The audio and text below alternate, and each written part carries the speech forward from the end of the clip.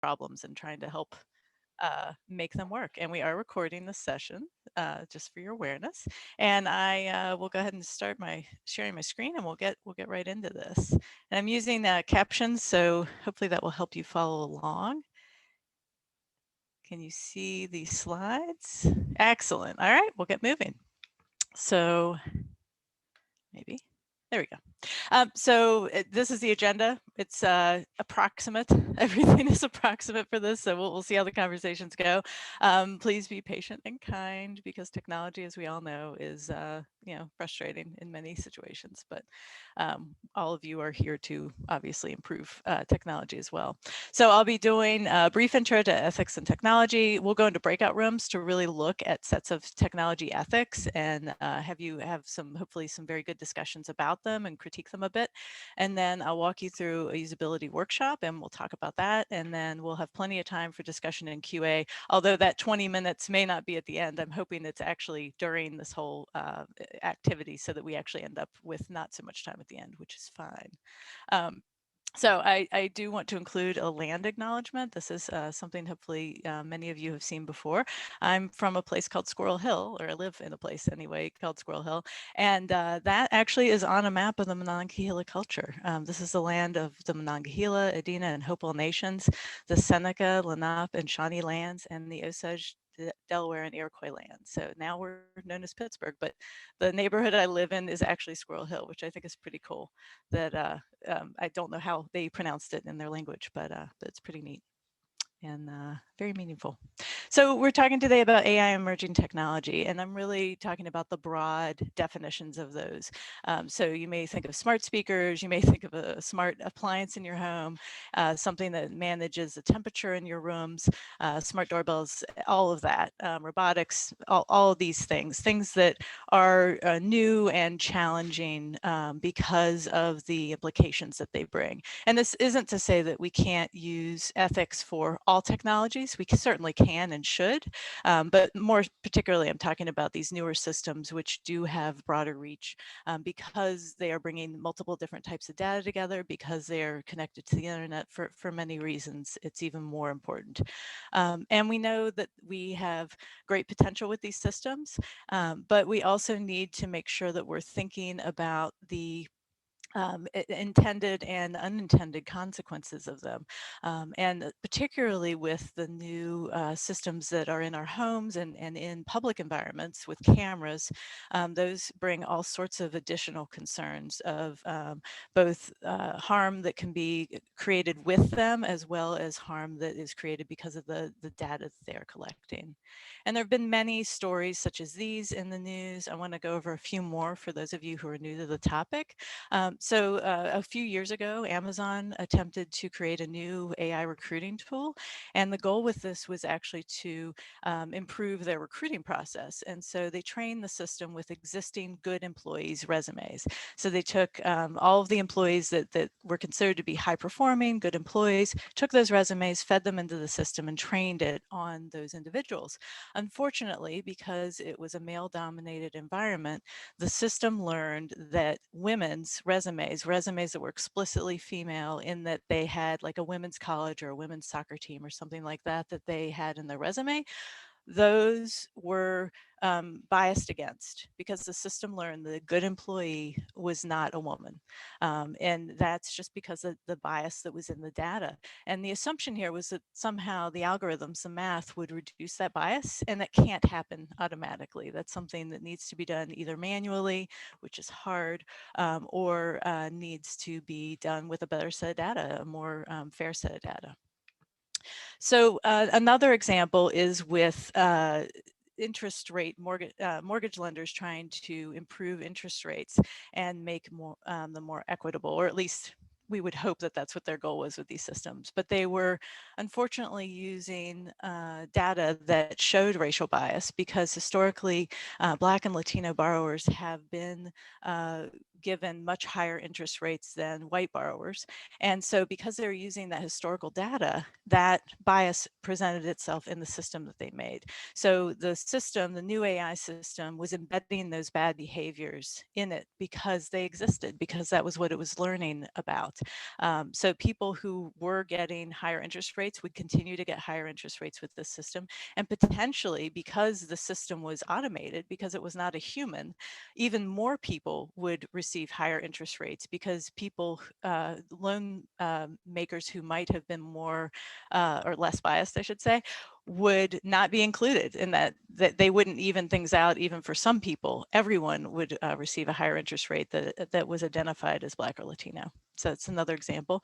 And another one about dehumanizing. So in many cases, people are using or wanting to use AI systems to make determinations about human future activity. Sounds like a sci-fi novel and movie, but it is not. It is real. People are using these systems to try to predict future criminal activity, to predict recidivism. And that not only is going to be based on biased data, because we know the criminal, the system of the system that we have in the United States is very biased against Blacks and Latinos as well. And because of that, any historical data that is used to create these systems will be biased against those individuals. It will be a racist system. And expecting the system to, again, fix that is unacceptable. And we're also, in addition to that, dehumanizing individuals. Instead of looking at their individual situations, instead of treating them as individuals who deserve the respect of another human helping to determine what should happen next, or really just reacting to what happens. We're trying to predict their future and potentially pre-punish them for something they may never do. So lots of reasons why these are problematic. Another example about just the way people think about these systems. In many cases, humans approach technology with a bias and the assumption that the system knows better than I do, and the assumption that computers are smarter than I am. It's an AI, so it must know better than I do. And we're seeing this in autonomous driving specifically, where people are presenting these vehicles as fully self-driving. And unfortunately, that indicates an even higher level of trust than is appropriate for these systems. These systems are really just collections of what's referred to as ADAS. It's Advanced Driver Assistance Systems. So it's just a collection of technology, and it works pretty well, but it should not be trusted more than the human trusts themselves, and shouldn't be relied on. And this is a common problem across many technologies, but particularly we're seeing it with driving vehicles. So we want to do responsible intentional design. And we know that just because we can do something doesn't mean we should. We need to take a step back and really consider what are the implications, who might be harmed, how can I do better work?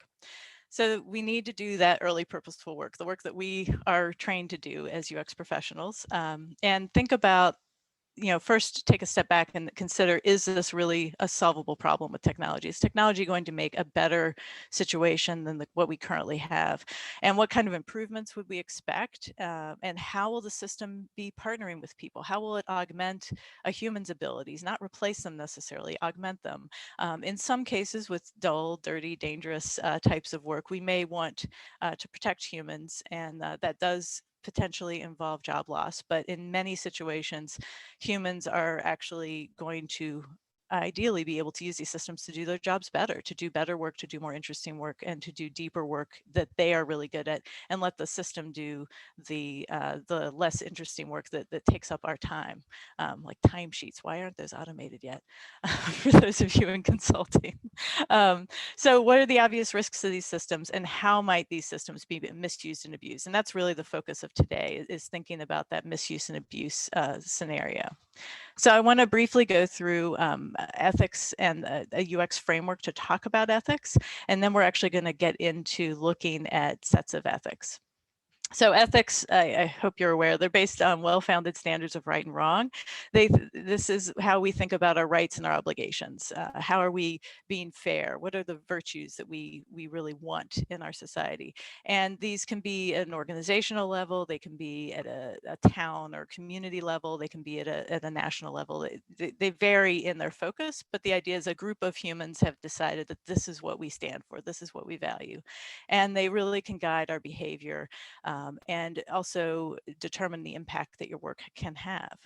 And I want to briefly talk about trolley problems because we're not going to talk about trolley problems, although this is a really interesting example of a way to think through potential problems ahead of time. The way this is often framed, as you'll see in the MIT Moral Machine Project, is that it's somehow something that's thought of at the last second, that somehow humans are making ethical choices at that last second, when we know, if I've been in car accidents, you're not thinking a whole lot. You're pushing the brake pedal or you're desperately trying to steer. That's not the time for ethical considerations, and it's the wrong time for an AI system to be making an ethical choice. That information has to be baked into the system at a very early stage. The system must be made in a way that complies with the ethics that it is supposed to, and not trying to make decisions at the last minute. And particularly in an emergent situation, there just isn't that time. So the other issue is that we are humans and we are biased. We all come with all kinds of biases, and these are just shortcuts. These aren't inherently bad, but we often misapply them, and sometimes we don't even realize that we're misapplying them. They're somewhat invisible to us. They aren't necessarily something that we consciously are aware of until they are become something that we are aware of. But at that point, once we know that we have that bias, we can begin to address it. We can manage those biases and we can begin to talk about them in less threatening and more productive ways. And that's what we want to encourage our teams to do, is to recognize that we have a bias and then to work through it. And these biases can come from anything that people have experienced in their entire lives. So their social life, their resource availability, their education. This is a particularly important one because teams tend to want to recruit people from similar schools because they know they have similar backgrounds and similar education. But if everyone has that same professor and learns everything the same way, they are much more likely to miss the same exact problems. They're going to make the same mistakes together, and they'll think they're doing a great job. And that's the biggest problem with these types of biases, is that we're biased towards what we know. We're biased towards what we understand. We're biased towards what looks right or looks good. And race, gender, sexuality, culture, there are millions of places that these biases come into our subconscious. And some of this work is just recognizing that and being aware of that and bringing together people with different biases to help balance it out. So all of the systems we make clearly have bias because they're made by humans. And that idea of complete objectivity is very misleading. An example I use is if you think about a hospital treatment of a particular illness. If you think of two hospitals, one hospital may treat an illness very aggressively. They may use very aggressive medications or treatments to fight whatever that disease is. Whereas another one may look at the same condition, the same patient, and want to take a much more conservative approach and not be as aggressive in the treatment. Neither of those is wrong necessarily. They're different approaches and they're biases. That's the way they are looking at the problem in a different way. And if you're making a system for each of them to look at potential treatment options, you would potentially provide very different systems to those two hospitals. And again, potentially using the same data to build those systems, but adding in that bias that's desirable or that's helpful to them to be able to do the job the way they expect to. So the goal for us is to reduce unintended and the harmful bias in particular, and make sure that we're aware of whatever bias is in the data. I'm seeing a lot of chats. Do I need to take a break and answer any questions, or we're good? Okay. I can't hear you, but it looks like we're good. I muted so that I wouldn't interrupt you. Okay. But anyway, now there's a little bit of sort of the peanut gallery chatting amongst ourselves. Awesome. And jokes, but that's fine. I will Keep let it going. you know. There's ideas that will, I'm sure, be brought up in the breakout. Awesome. Okay, Press great. on, you're doing I will keep going. Excellent. So as I was saying, the diverse, talented, and multidisciplinary teams need to bring their varied skill sets together, because they're going to bring different problem framing approaches. They'll have different knowledge. Their different experiences, the different educational experiences, their thinking processes and skill sets, their age, disability, health status, all of these different areas of experience will bring together and build a stronger team. And this also does require representatively diverse leadership so that people stick around. And this is something that's often a challenge in organizations, but it's definitely something to consider. Hiring a bunch of diverse people is great, but if they don't see a path forward, if they don't see them being included in decisions, they're not going to stick. So these people, though, will do better work. There have been studies that have shown that diverse teams focus more on facts, they process facts more carefully, they're more innovative. This is from the Harvard Business Review, and they talk about people becoming more aware of their own potential bias when they're in a diverse group. They are more likely to think about things more critically and be more careful with decision making because they understand that all these other people are thinking differently. I need to consider my point of view as well as their point of views. So it's a really great way to do good work. So I always encourage people to adopt technical ethics, and that's what we're going to be talking about next. And the reason for that is because it helps to harmonize across those cultural variations. So you've got all these people who think differently, which we celebrate and we want, but we also need to recognize the fact that because of those differences, we have to coalesce around one set of ethics, that we need to have that guidance to help everyone know what's important and what we value as a team. And it also helps to balance against the pace of industry pressure. So there is a great pressure to release quickly and often, which I am a huge fan of, and I think it's really important. But at the same time, we do need to take the time to think through the implications before doing that. And so it's a little bit of an awareness of the fact that we just need to take a little bit more time to think about things than has been done more recently with product development. It also gives people explicit permission to really question and to ask tough questions and to make sure that we're having those conversations because they've been told that this is an expectation. So the set of technical ethics I usually recommend is the Montreal Declaration for Responsible AI, and we'll look at this a little bit more deeply in just a few minutes. But that's because it covers such a broad set of potential ethical quandaries that you may have. It is probably more broad than anyone needs in the particular application. But again, it helps you to think about where do we fit? What is applicable for this particular situation? And if it's not applicable, why is it not? Having you kind of go through that process of really talking through why this isn't part of what we're doing. For example, if you think about sustainable development, you might think that doesn't really apply. But then if you think about the compute power you're using, if you think about a number of years ago, someone at UXPA did a presentation on printing and the cost of different font sizes on, literally how much weight that, is put onto that paper over time. It's an interesting thing to think about what are the implications of those choices I'm making. Initially, you may think it's not applicable, but if you dig in, you might realize it might be. So diverse inclusive leaders, diverse multidisciplinary teams, and shared tech ethics will help you to move forward. But now you're probably wondering, okay, yeah, how? And that's what we're going to get into is really how we get there. So we take that set of technical ethics and we start to query. We start to question our work. And there are 4 areas I'm going to talk about briefly. One is accountable to humans. The second is cognizant of speculative risks and benefits. The third is respectful and secure. And the fourth is honest and usable. And these slides are going to be available to you. We're going to share a link in just a little bit. So you'll be able to download these. So don't worry about taking notes and that sort of thing. I should have mentioned that. So accountable to humans. This is about ensuring humans have ultimate control. We really need to make sure that humans are both monitoring the system and controlling the risk at all times. These aren't systems that you can just set up and then leave.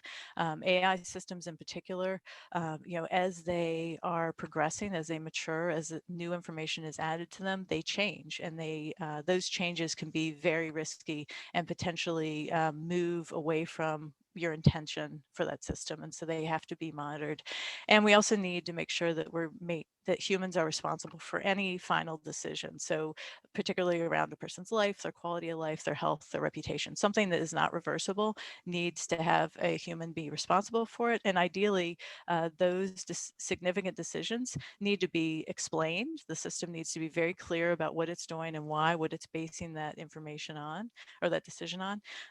It needs to be overridden. If humans disagree with that decision, somebody needs to be able to change that, and they should be appealable and reversible. So if we're giving the system responsibility, systems can't truly have responsibility. So we're allowing it to do some things under our purview, but we need to make sure that we maintain the ability to change them. And also when systems and humans are teaming, when there's human machine teaming going on, we want to make sure that humans and machines know what they're responsible for and at what point. How do we transition? How do we manage that? Especially if it's a faster transition is necessary, how do you manage that? It's a really difficult problem, particularly as we've seen, unfortunately, in autonomous vehicles. It's an almost impossible situation. Humans can't react in time in an emergent situation to be able to take over in many situations. So I love this idea that humans can unplug the machines. Grady Booch talks about this in his TED Talk a number of years ago, and it's a really important concept. Unlike all those sci-fi movies we've seen, don't do that. Make sure there's a way to turn it off. That's horrible design. Why would you do that? You always want to make sure there's appropriate backdoors, appropriate entry, and that someone has responsibility for that as well, way ahead of time. Just doing that minimum piece will protect many humans. The second piece is being speculative, being cognizant of those risks and benefits that the system has, and making sure that you do identify not only the harmful and malicious use, but also the good and beneficial use. There may be some things you haven't thought of yet that the system will enable, and you want to be aware of those, as well as those unwanted and unintended consequences. And part of this is creating communication and mitigation plans and really thinking through what's going to happen. If something does happen that is unexpected or undesirable or dangerous, how can people report that? How can people turn the system off? Who's notified? And what are the consequences of doing that? Is there a backup system? Is there a system we can revert to? Is there something else that can be done to help them once the system is no longer available for whatever reason? The third area is respectful and secure. And this is about the values of the ethics that you're working with: humanity, equity, fairness, accessibility, diversity, inclusion, all these different things that are valued in a respectful society. And we want to think about how we're respecting people, their privacy, and their data rights. So this is more about not collecting more information than is necessary, making sure that the information that we collect is very secure and safe, and understanding what risk we're taking on. With every piece of data that we collect, we're accepting the risk for that data, and how are we protecting the people? How are we making sure that that information is secure? And how are we also making the system secure but understandable? Not so secure that people have to write a bunch of things down and keep a post-it note by their desk. That's not secure, but rather that they're able to access and use it very easily. And also that the system is robust, that it's really able to handle the scenarios that it's supposed to be, and in a diverse way. So the example I presented earlier with Amazon, that system was not robust. It was only really designed by accident, but it was designed for male applicants or male presenting applicants. And that was not a good system. It was not robust enough. It wasn't going to be able to support other types of individuals who might apply. So the final area is honest and usable. And this is really just about valuing transparency. And the goal is to engender trust, appropriate trust though. We never want people to blindly trust these systems in a way that reduces their ability to think on their own. We want them to be critical. We want them to be skeptical of the system that in an appropriate way. And we want them to understand when they're working with an AI system. So if I'm using a chat system on the phone, or even a typing chat or anything like that, the person should be very aware that it's not a human, that they're working with an AI system. And that can be conveyed in a number of different ways, but it should be obvious to them. Any bias that can be removed from data, it's hard, and it opens up a whole nother set of issues, should be removed. And awareness of those known and desirable biases, and maybe even the undesirable ones, should be made. Everyone should be aware of what the system can and can't do, and those issues should be addressed. All right, so now I've given you a lot. We're going to move into more of a workshop session, and we're going to look at some sets of ethical principles and technology ethics, and a couple other documents. So there is a link that's going to be shared, and what you're going to look for. Okay, excellent. It's in the chat. And there is there's a handout in Google Drive that has sets of ethical. It's just a high level version. There are also links within those pages that will help you if you want to find out more about those sets of ethics. And so if you could each start downloading that first one, or open it, however you want to access it. It's a PDF. And what we're going to do is look across these different sets, and these aren't the ones that you're going to be looking at necessarily. Some of them are, but you're going to look at how are they doing what I said they would do. How might they help to harmonize cultural variations? How might they help the team to really query the work that they're doing? And also, what is different about them? So the Montreal Declaration, I'd like everyone to look at, because it is a very broad set. And then we're going to have other sets that you're going to look at in comparison. So we're going to spend about 20 minutes doing this, and I'm going to jump into the sessions as we go, and kind of help you along with the conversations. And what I'd like everyone to do is at least look at one document. If you're in a group with more people than you have documents to review, that's okay. Have 2 people look at one, that's fine. And you'll spend about 10 minutes, whatever it takes, until people in the team feel like they've had enough time to review that information. And you can just look at what's on the screen on the PDF handout. You don't have to necessarily go to the websites, or if you feel like you have time and you're a fast reader, you can go into those links to get more information. But think about what's covered, what's missing, what do you notice that's not there, what are you surprised about that they did include, or the way they stated something. And then what I'd like you to do is share your findings within that breakout room. And then when you come back, we'll talk briefly about what we've noticed as a group. So if you can think about also who might be willing to present. So again, we're just going to take about 20 minutes to do this activity. I'm going to stop sharing. Any questions before we get started? Okay. So Elizabeth's going to move us into, or all of you anyway. I've got, Go ahead. I've got the group set up. I'm going to move us all into groups, and Carol and I will be joining them. The chat should still work if you need to reach us. And I think, have a good time, right? So yeah. And have a, as critical a discussion as you can. Obviously be kind and helpful to each other. And if you have any questions, you can always come back to our room, to this main room, and we'll be checking in on this room as well. Right. So, okay. So I feel like it's always like Star Trek, for those of you who know, like you push this and we all like beam over to somewhere else, and then we'll beam back. So see you in a little while. Okay. Excellent. Bye. Bye.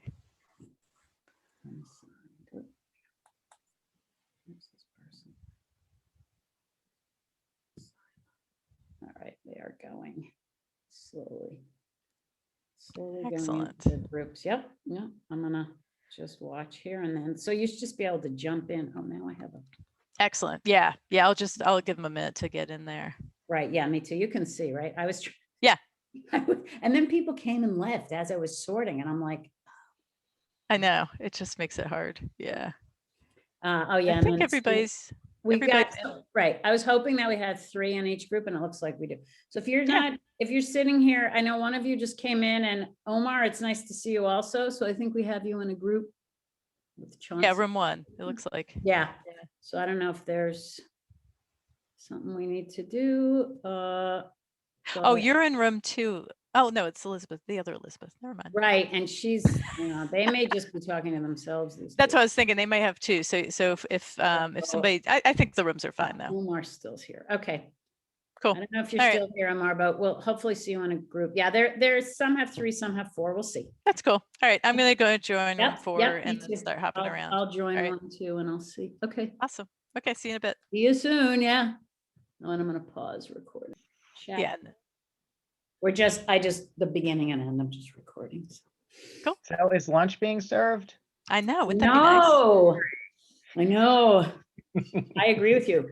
I was saying for those who are, while we're coming back, this time slot was picked very consciously because we can get almost not every single time zone within a Oh, waking cool. hour. But like I know we've Almost, got, yeah. let's see, I'll just say the farthest away person is probably Umar in Pakistan. I don't know what time it is. What time is it there? You're muted. Oh, yeah. I just want to know. It's 5 minutes to 10 Yeah. Okay, in so the you're up. evening. You're Yeah. up the latest, and sometimes if I have California, it's morning. So see, Yep. the whole world we're Excellent. okay. Back Yeah. to you, Carol. That's all. We're Awesome. Yeah, so I'd love to hear from each of the groups, just high level what you talked about or what stuck out as an issue. What did you learn? What was surprising? Anything along those lines. So maybe we can hear. I don't know if you'll remember the groups you're in, but actually, I can look. Room 1 was Chauncey, Jonas, Neelam, and Umar. Would one of you like to share?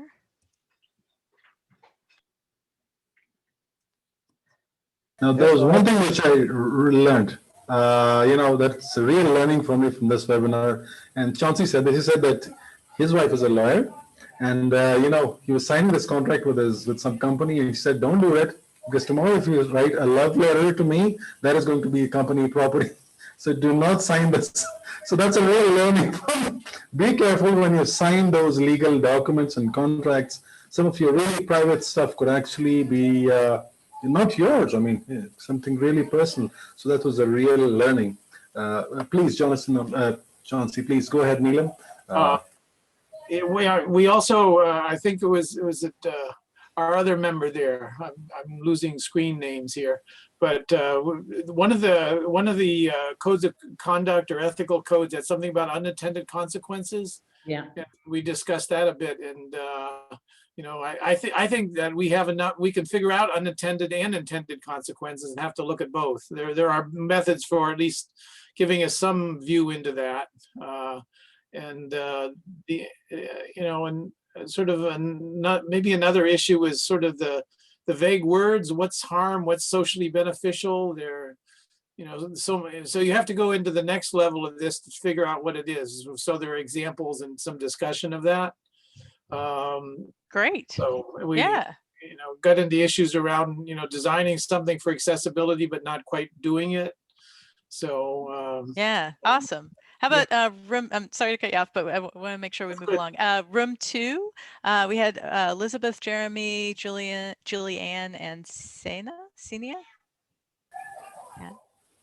Anybody? It's Senya. Sanya. Yeah, Senya. No, we had a good conversation, Jeremy and I and Julianne towards the end popped in. And it was actually kind of cool because I looked at it from a little bit more like focused view, and I was looking at the IBM trust policy, I guess it was kind of, and I was looking at like value alignment and talking about that, and I was like, that's so broad. Like, whose values and which ones, and what if this changes hands, and so we're going to align ourselves now with those person's values. And we're talking about, it also talked about like fairness, which I talked with Jeremy and I was like, I hate that word because my mother says life isn't fair, so I was like, I think it's more of like equality, equal representation, and then within that, talking about equal representation of the team, creating it or something like that. Are we talking about equal representation of, the world? Or are we talking about, just the team that's creating it, or the team that we know that will be using it? So it was just, Yeah, this is great. In those little bitty details. Awesome. Yeah. Defining those words is really tough. Yeah. And then we've got room 3 with Jonathan, Lisa, Mike, and Ratul.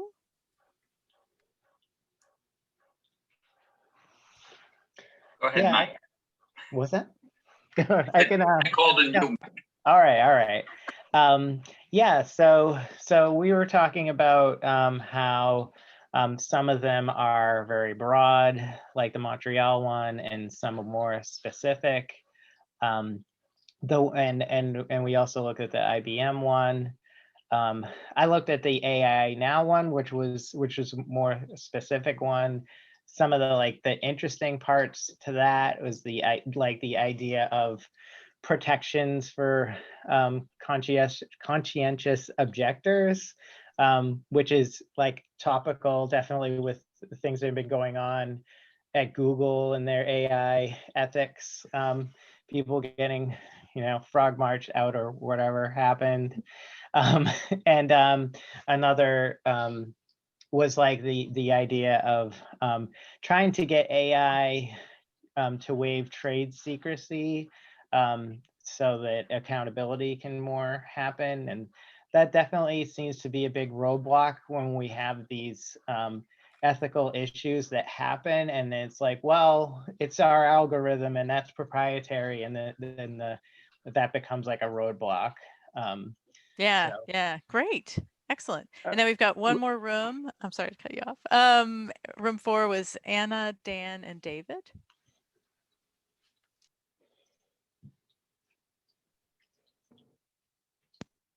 Anna, you want to go ahead? Me? Sure, I'll go ahead.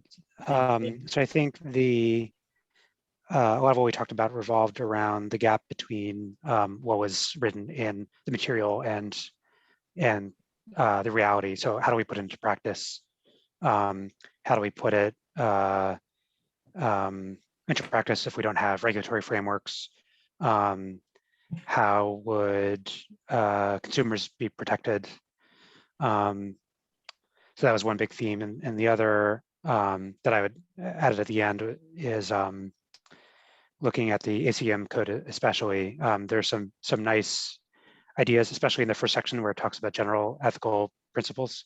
There's some nice ideas about how basically we should have good intentions, but it doesn't acknowledge that the intention is not the impact, and it doesn't acknowledge say anything about who judges, who decides whether something is doing harm or not. So I think that echoes what a couple of the other groups said.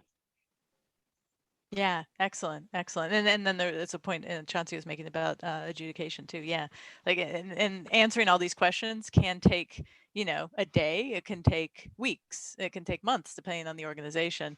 But it's important to have these conversations, and that's the point of this, was just to start to see how complex and how many unfortunate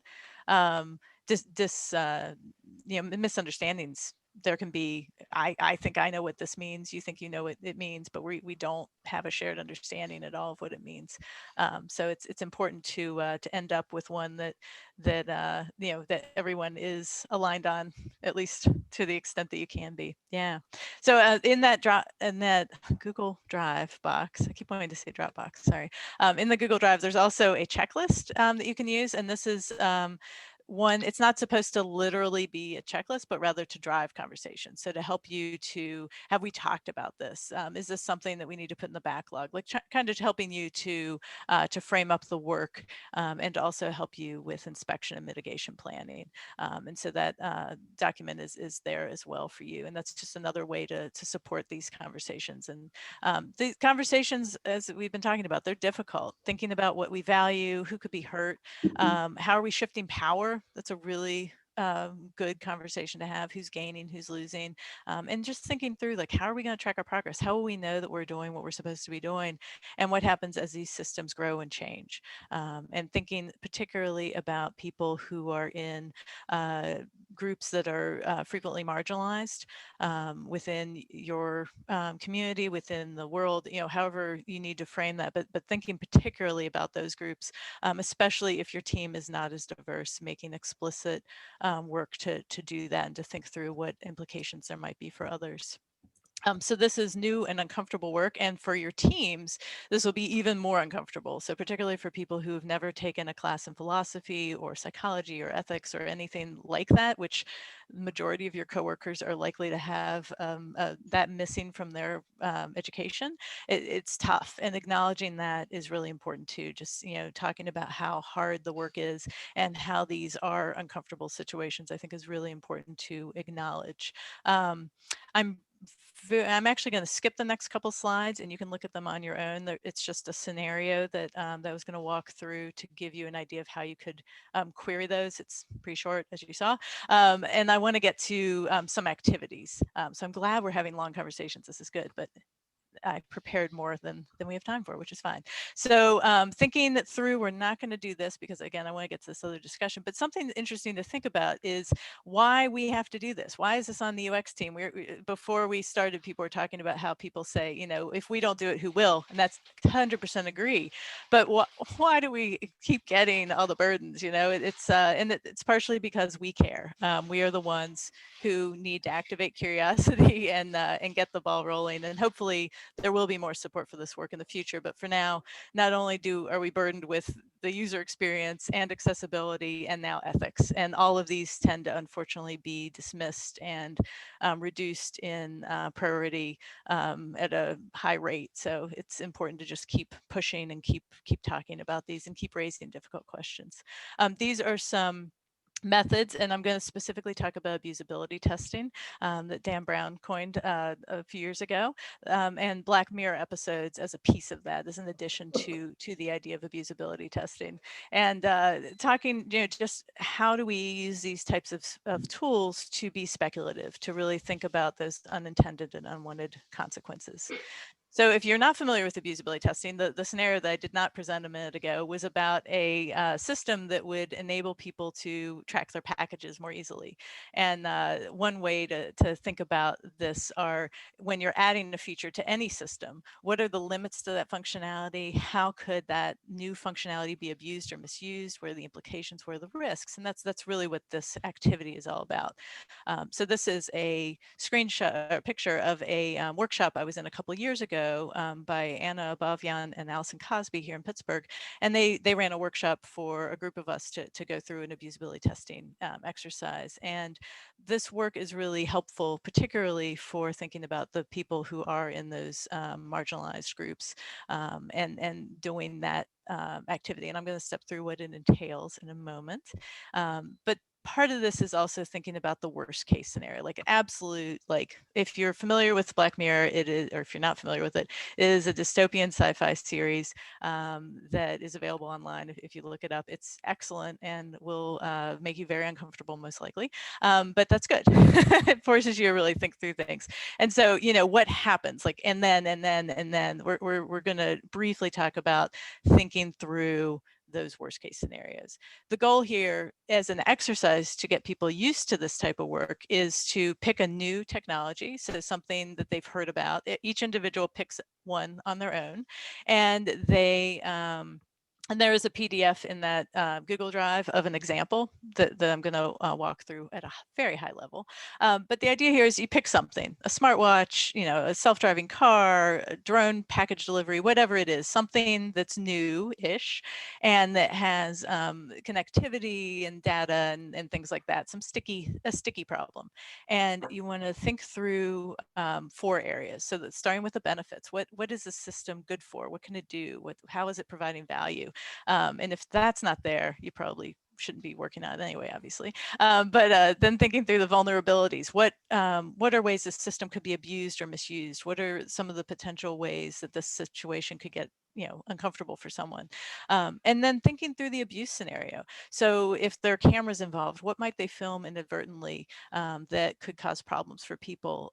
If it's facial recognition, who might not be recognized because the database you're using is all white male faces? If it is a kiosk, who might have trouble using that system?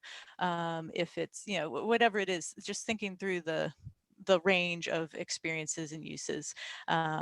And then the final bit is making a Black Mirror episode that's like that worst case absolute scenario. And some of this, uses prompt statements. So Anna and Casey had, or not Casey, sorry, Anna and her partner had developed these prompt statements, which I think are really helpful to make you think even more fully about scenarios. So if the electricity goes out, if they get hacked, if there is a backdoor and someone uses it, what happens? You know, what could they potentially have access to? What are the error conditions? Just thinking about all of the ways these systems could potentially be changed or abused. And I'm going to stop sharing for a moment and switch documents. And you should, like I said, you should be able to access the document. It's a PDF that you can look at. Just give me a second here. Always takes longer than I expect. Well, technology is, I like, know. as we, there's all sorts of one at a time. And I don't know about Okay. you, as you got it? Yep. Okay, I was gonna Yep. check. Oh, go ahead. You can say something. No, I just feel like for some weird reason, at the beginning of the pandemic, when I hadn't upgraded my, and things worked better than now. And that doesn't make sense to me, but that's my experience. So this is a mural that I've used for these workshops. And I just want to run through it real quick. And the idea here is, again, you're just using this worksheet, and people are putting in ideas. So this person came up with self-driving cars. We're going to look specifically at, and again, you will be able to download the PDF, but the self-checkout kiosk scenario. So you can see they've put in some benefits. So the kiosk would be faster, more efficient, free capacity for employees to do other types of work, give them some extra time. And less interaction with people, which can be beneficial, particularly in COVID times. So those are some benefits. But then the vulnerabilities. So wheelchair users may have great difficulty using the screens, can't actually even reach in some cases.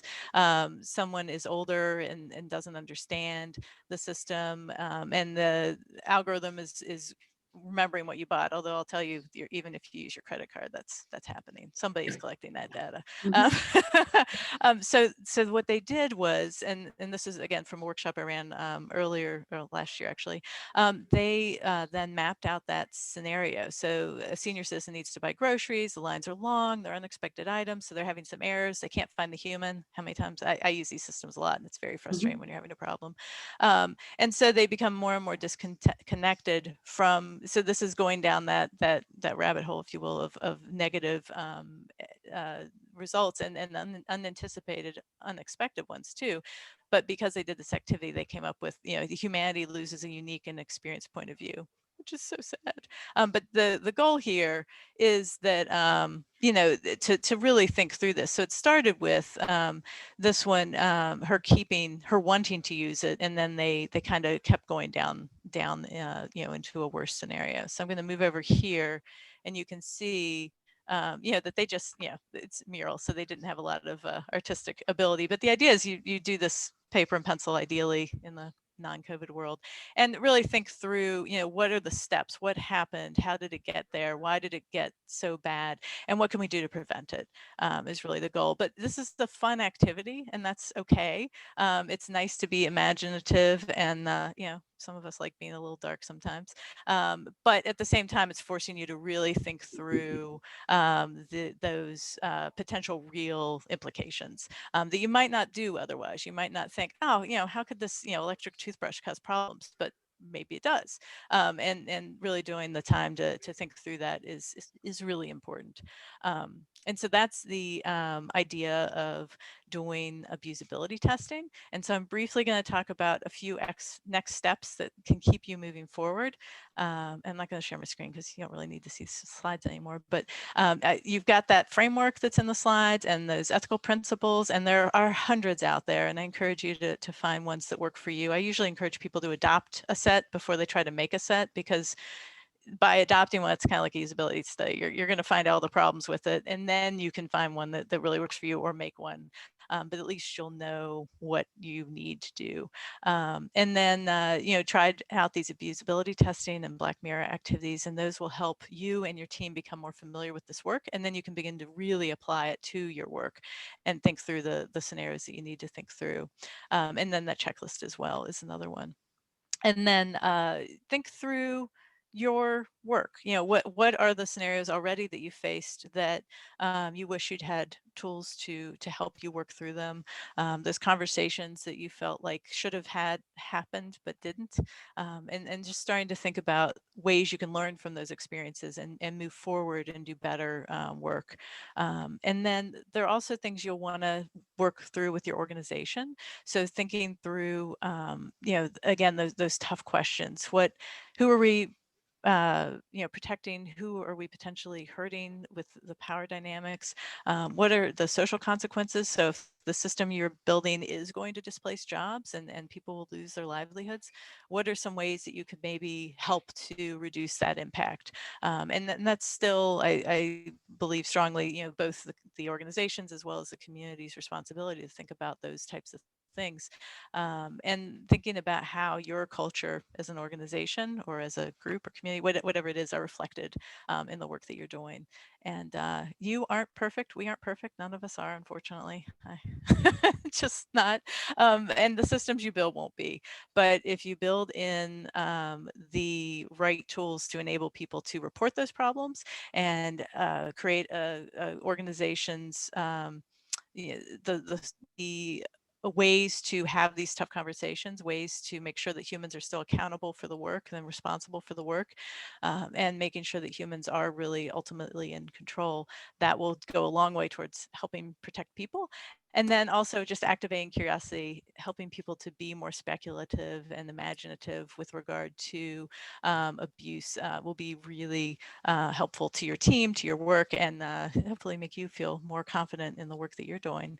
And we do have time, about 15 minutes for questions. If you are needing to leave early, that is fine. I just encourage you to evangelize for you know, human values. Think about the people first, as I'm sure you all do anyway, and do ethical, transparent, and fair work as much as you can, even though that word, I understand, is a difficult word. And if you can find better ones, that's great. But yeah, what kind of questions do we have? What can I? Would anyone like to talk about a particular topic, particularly if you've got a quandary you're currently working on? This is a great group of humans to try to get some help from. Right. And we can stop recording if we need to. Yeah, I can do that. Yep. Let's do that. I work in